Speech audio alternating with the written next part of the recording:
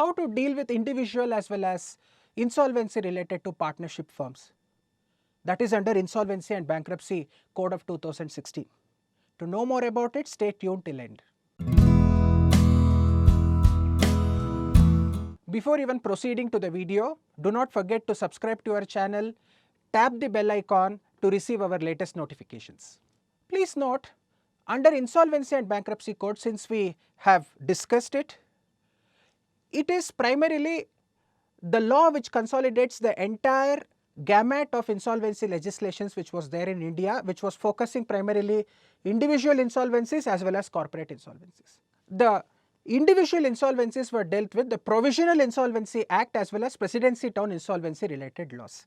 Now all these enactments are being repealed, and then we have one important law called Insolvency and Bankruptcy Code. Please note the adjudicating authority for individual insolvencies as well as the insolvencies relating to firms are Debt Recovery Tribunal.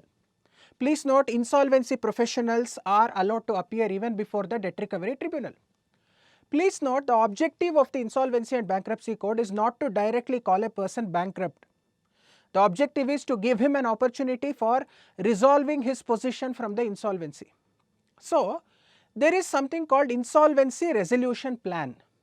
There is, as similarly we have in case of corporate persons, we have corporate insolvency resolution process, we have individual resolution processes also, or the insolvency resolution process, we call it IRP. It is available even for firms as well as for individuals. Who can file the petition? Please note, any creditor again you have financial creditor or operational creditor, and even the person himself, that is the debtor, can file an application either himself or through the insolvency professional for the insolvency resolution process. Please note, here also the same way how it works in case of corporate insolvency resolution process. The moment the petition is accepted, a moratorium will be ordered.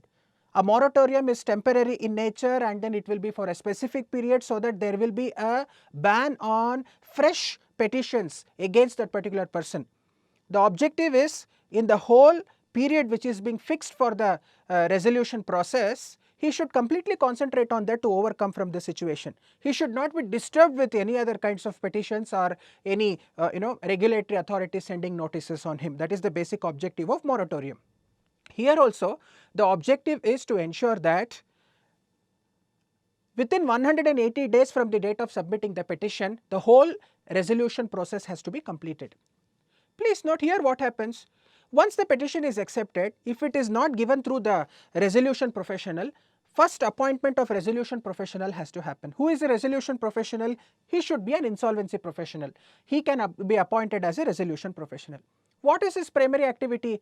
He should understand that what are the claims which is there against that particular person, collate all the claims, what are the the forms of income available, what are the assets which are available, and then finally he should be in a position to come out with a repayment plan.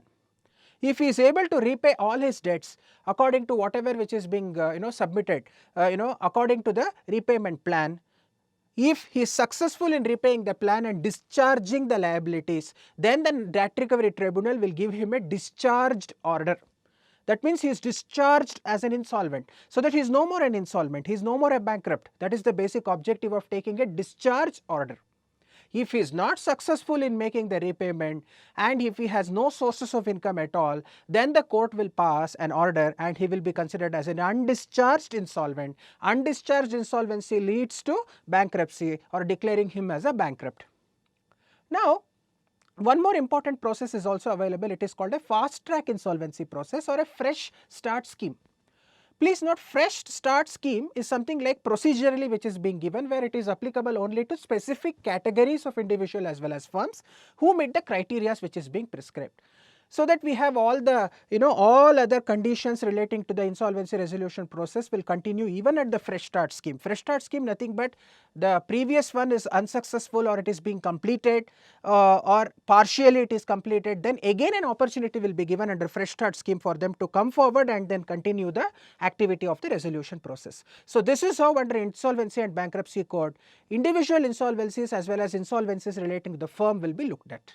If you have any questions, please comment. If you want to learn more about this subject, corporate restructuring and insolvency, please fill the Google form which is being given in the description box below. You can even join our Telegram channel, and you can visit our Ekcel Academy website for the latest notifications. If you liked this video, do not forget to tap the like button and share it to your friends. Do let us know if you need anything else. We will be very happy to get back to you.